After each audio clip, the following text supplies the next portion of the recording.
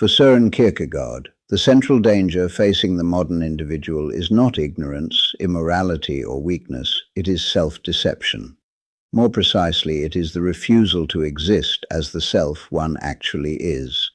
What later thinkers would call bad faith, Kierkegaard understood as a failure of authenticity, a way of living in which the individual avoids becoming themselves while believing that they already are. This failure is subtle. It does not require lying in the ordinary sense. It requires only that the individual relate to themselves in a way that evades responsibility. One can be sincere, moral, and socially successful while still existing inauthentically. Kierkegaard insists that inauthenticity is not an occasional lapse. It is a mode of existence. The individual arranges their life so that difficult questions never arise. They adopt identities, roles, and explanations that allow them to function smoothly without confronting who they are becoming. This arrangement feels natural. Most people live this way. Society rewards it. Institutions depend on it. Kierkegaard insists that this is precisely why it is dangerous. Inauthenticity does not announce itself as failure. It appears as normality. The individual tells themselves a familiar story. They are who they are because of circumstances, upbringing, culture, expectations, or necessity. Their choices feel inevitable rather than chosen. Responsibility dissolves into explanation. Kierkegaard insists that this dissolution is the essence of bad faith. The self avoids itself by hiding behind necessity. It treats its life as something that happens rather than something it must answer for. Authenticity, by contrast, begins where this hiding ends. To exist authentically is not to discover some true inner essence. It is to accept responsibility for how one relates to oneself, without excuses, guarantees, or escape routes. This acceptance is painful. The individual can no longer say, "This is just how things are." They must say, "This is how I am choosing to exist." Even passivity becomes a choice. Kierkegaard insists that this realization produces anxiety. The individual discovers that they cannot avoid responsibility by doing nothing. Not choosing is itself a way of choosing. To drift is to decide to drift. Bad faith thrives on this forgetting. The individual convinces themselves that their life is fixed, determined, or already decided. Authenticity shatters this illusion. It reveals freedom where the individual hoped to find necessity. This freedom is not liberating in the usual sense. It is heavy. Freedom means that the individual must answer for their life without guarantees. They cannot appeal to fate, history, or psychology to absolve themselves. Authenticity exposes the individual to themselves. Kierkegaard insists that this exposure is what most people avoid. They adopt identities that come pre-packaged with expectations. They define themselves through roles, professional, moral, religious, social, that allow them to function without inward struggle. These roles are not false in themselves. They become false when they are used to replace inward responsibility. The individual hides behind what they are rather than answering for how they exist. This hiding is bad faith. It is not hypocrisy, it is avoidance. The individual does not deny responsibility explicitly. They quietly arrange their life so that responsibility never fully appears. Kierkegaard insists that authenticity cannot coexist with this arrangement. To be authentic is to allow the uncomfortable questions to remain open. Who am I becoming? What am I avoiding? What does my life express? Not in intention, but in practice. These questions cannot be answered once and for all. Authenticity is not a state, it is a task. The individual must continually choose themselves, not by inventing an identity, but by refusing to hide behind explanations that dissolve responsibility. Kierkegaard insists that this refusal is rare. It demands seriousness. It demands that the individual give up the comfort of self-justification. It demands that one exist without the safety of necessity. Bad faith offers safety. Authenticity offers truth. The conflict between them is not theoretical. It is lived daily in how the individual relates to their choices, their roles, and themselves. This prepares the next stage of Kierkegaard's analysis. If bad faith is a way of hiding from responsibility, then it must take specific forms. Kierkegaard will show how inauthenticity appears both in weakness and in strength, and why both are ways of refusing the task of becoming a self. Kierkegaard deepens his analysis by showing that bad faith does not take a single form. It appears at both extremes of human existence, in weakness and in strength. In both cases, the individual avoids the task of becoming a self by misrelating to their own freedom. The first form Kierkegaard identifies is bad faith in weakness. Here, the individual experiences themselves as powerless. They tell themselves that they cannot change, that circumstances are too strong, that expectations are fixed, or that their nature is already decided. Life appears as something that happens to them rather than something they must answer for. This posture feels honest. The individual does not claim greatness. They claim limitation. They may even feel humble. Kierkegaard insists that this apparent humility conceals evasion. By emphasizing weakness, the individual avoids responsibility for choice. They say, "I cannot." Kierkegaard insists that this often means, "I will not." Bad faith in weakness allows the individual to escape the anxiety of freedom by treating themselves as determined. They become an object rather than a self. Freedom is denied in the name of necessity. This denial is comforting. If one cannot choose, then one cannot fail. Guilt dissolves into circumstance. Responsibility disappears into explanation. Kierkegaard insists that this disappearance is precisely the problem. The self collapses inwardly. The individual no longer relates to themselves as a being who must become something. They accept a diminished version of themselves as fate. This acceptance may reduce anxiety, but it also eliminates authenticity. Kierkegaard contrasts this with bad faith in strength. Here, the individual refuses limitation rather than freedom. They inflate themselves. They insist on their autonomy, independence, and self-sufficiency. They treat themselves as sovereign. This posture also feels empowering. The individual appears confident, decisive, and self-directed. Kierkegaard insists that this confidence conceals a different form of evasion.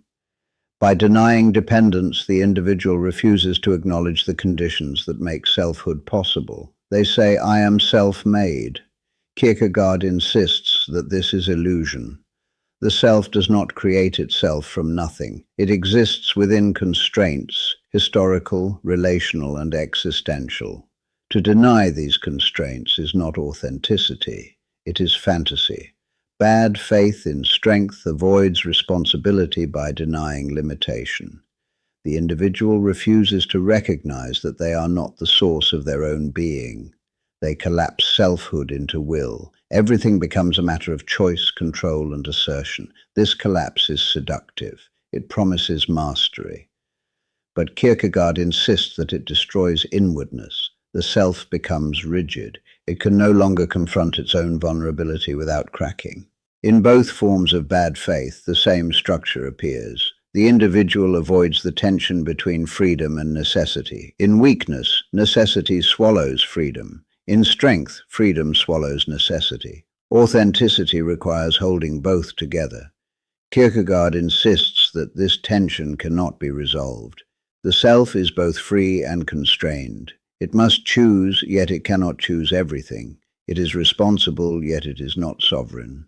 Authenticity consists in enduring this tension without fleeing into illusion. Bad faith exists wherever this endurance is avoided. The individual either dissolves into circumstance or inflates into fantasy. In both cases, they escape the anxiety of becoming a self. Kierkegaard insists that this escape is tempting because authenticity is heavy. To exist authentically is to accept responsibility without guarantees, limitation without resignation, and freedom without fantasy. It requires honesty about what one can and cannot control. This honesty is uncomfortable. It exposes the individual to anxiety, guilt, and uncertainty. Bad faith offers relief by simplifying the self. Authenticity refuses simplification. Kierkegaard insists that this refusal is the mark of seriousness. The authentic individual does not seek to resolve the tension of existence. They accept it. They do not explain themselves away. They remain present to themselves as a task rather than a fact. This prepares the next movement of the argument. If bad faith appears in both weakness and strength, then authenticity must involve a different way of relating to oneself, one that neither collapses nor inflates the self. Kierkegaard will now clarify what this authentic relation demands in practice. Kierkegaard now clarifies what authenticity actually demands, once both forms of bad faith have been exposed. Authenticity is not a middle position between weakness and strength. It is not moderation, balance, or psychological health. It is a way of relating to oneself that refuses evasion in either direction. Authenticity begins with owning tension. The authentic individual does not attempt to resolve the contradiction of being both free and constrained. They do not seek a theory that explains it away. They accept that existence places them in a condition that cannot be made comfortable without distortion. Kierkegaard insists that this acceptance is not passive, it is an active stance. The individual chooses to remain present to themselves, rather than fleeing into explanation, role, or fantasy. Authenticity is not achieved once and for all. It must be lived repeatedly. This is why Kierkegaard insists that authenticity is inward. It cannot be measured by external success, moral reputation, or social conformity. One can live a socially admirable life while remaining in bad faith. Authenticity concerns how the individual exists inwardly in relation to their own freedom and limitation.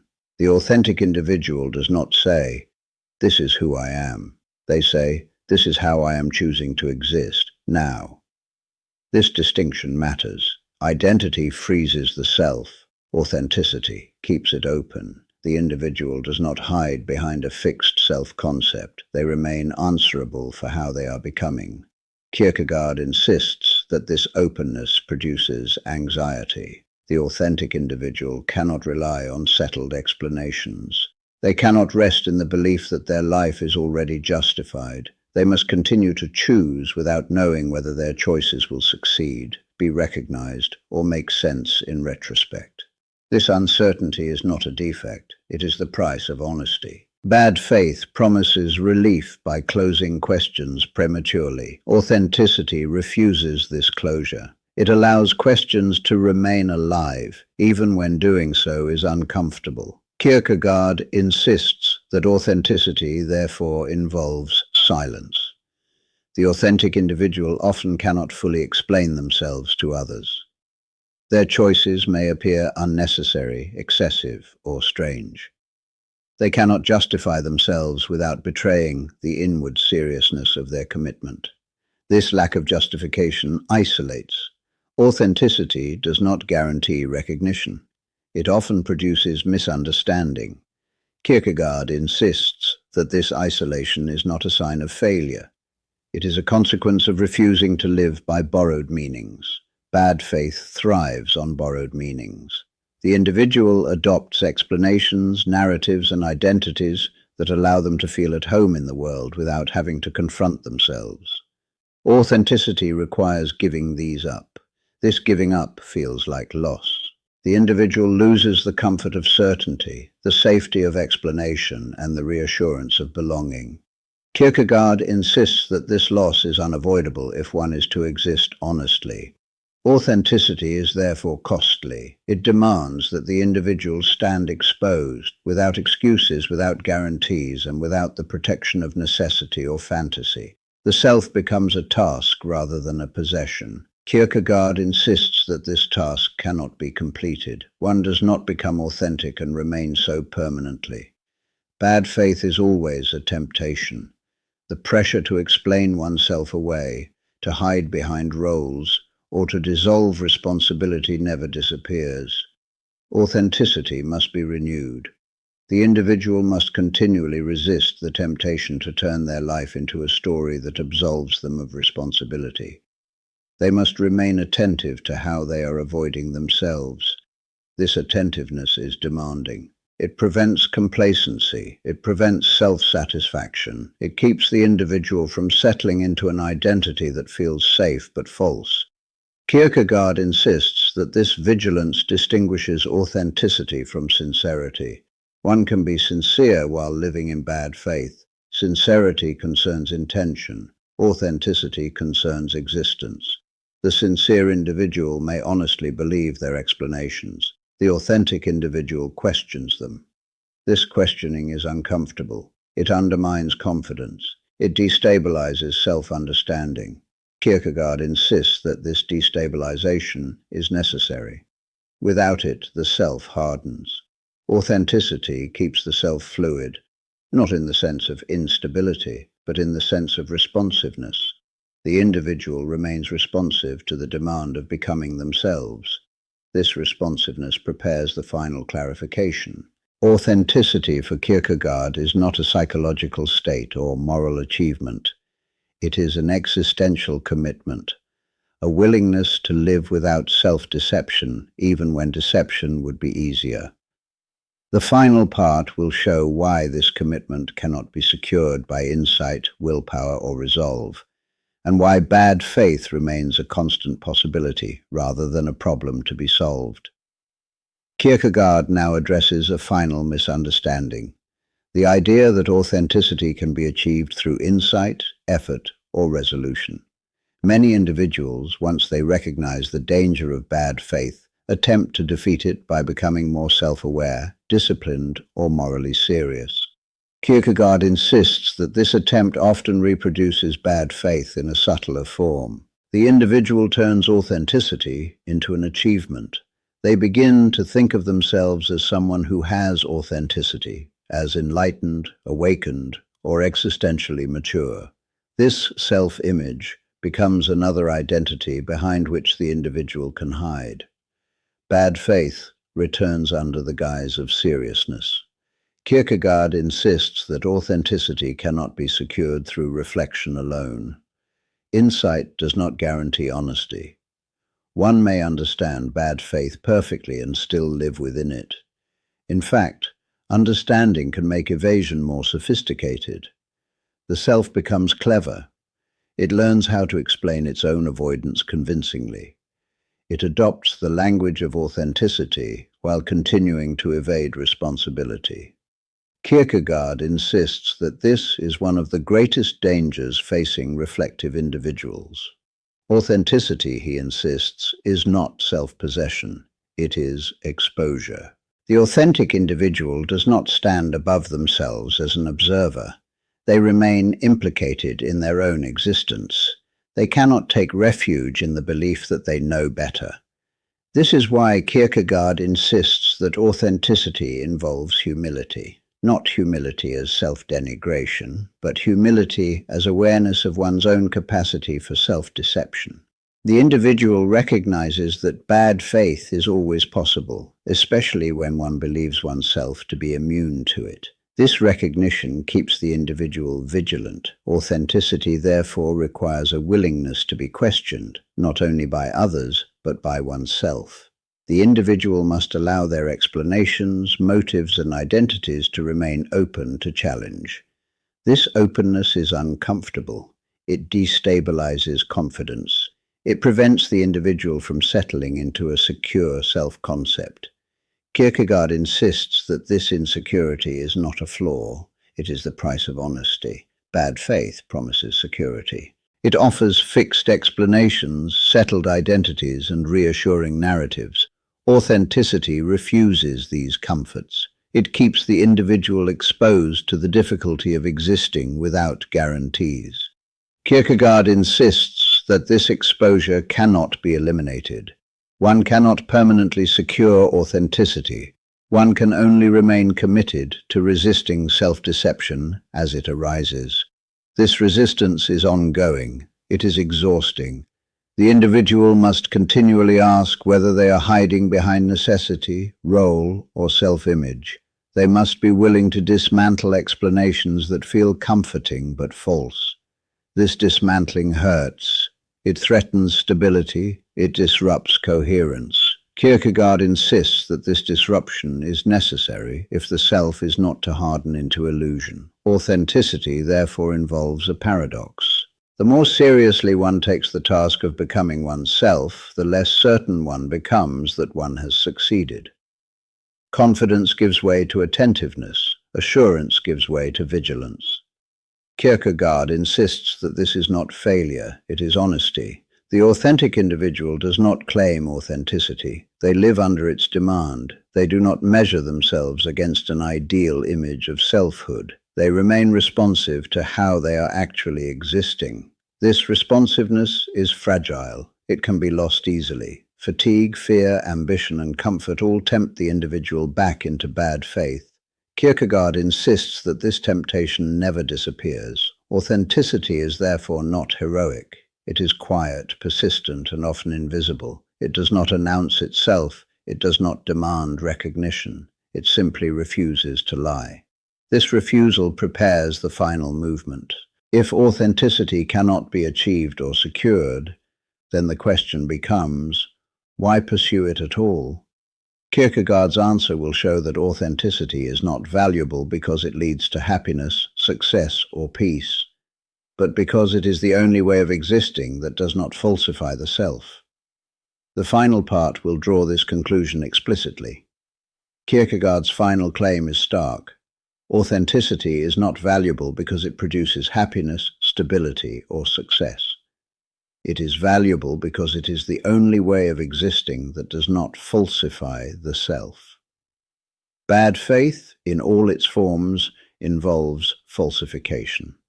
The individual presents themselves to themselves as something they are not, as determined when they are free, as sovereign when they are dependent, as complete when they are unfinished.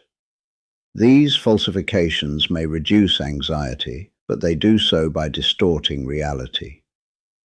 Kierkegaard insists that such distortion carries a cost. The individual loses contact with themselves. Life becomes coherent but untrue. Actions feel justified but inwardly empty. The self functions, yet remains estranged. Authenticity refuses this trade. It does not promise peace. It does not guarantee satisfaction. It insists only that the individual relate honestly to their own existence, even when honesty is painful. This honesty demands courage. The authentic individual must accept that their life cannot be fully explained, justified, or secured. They must act without knowing whether their choices will be validated. They must live without the comfort of necessity or the fantasy of sovereignty. Kierkegaard insists that this condition is unavoidable. Every attempt to escape it produces bad faith. Every effort to stabilize the self completely leads to distortion. Authenticity consists not in overcoming this condition, but in enduring it without lying. This endurance is demanding. It exposes the individual to anxiety, doubt, and the constant possibility of error. Authenticity offers no final resolution. It offers no moment where the task is completed. Kierkegaard insists that this is precisely why authenticity matters. To exist as a self is not to achieve a state. It is to remain answerable. The individual does not become authentic once and for all. They continually choose whether to exist honestly or evasively. Bad faith is always available. It appears whenever the individual seeks comfort at the cost of truth. It promises relief through explanation, identity, or resignation. Authenticity refuses these promises. This refusal isolates. The authentic individual cannot rely on shared narratives to justify themselves. They cannot dissolve responsibility into roles or systems. They stand alone. not in arrogance, but in seriousness. Kierkegaard insists that this solitude is not pathological. It is the condition of individuality. To be an individual is to exist without guarantees. It is to choose without certainty. It is to remain exposed to oneself. Authenticity keeps this exposure alive. It prevents the self from hardening into illusion.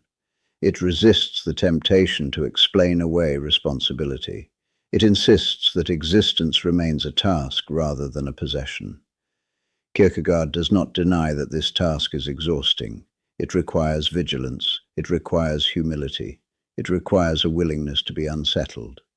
The authentic individual must accept that they are always capable of self-deception, especially when they believe themselves to be sincere. This acceptance is not defeat, it is honesty. Bad faith seeks to resolve the tension of existence. Authenticity lives within it. Bad faith promises coherence. Authenticity preserves truth. Kierkegaard insists that the choice between them cannot be made theoretically. It must be lived. Each moment presents the same question. Will the individual explain themselves away, or will they remain present to the difficulty of being a self? There is no final answer. There is only the ongoing task of choosing not to lie. And for Kierkegaard, that refusal, quiet, costly, and unguaranteed, is what it means to exist authentically.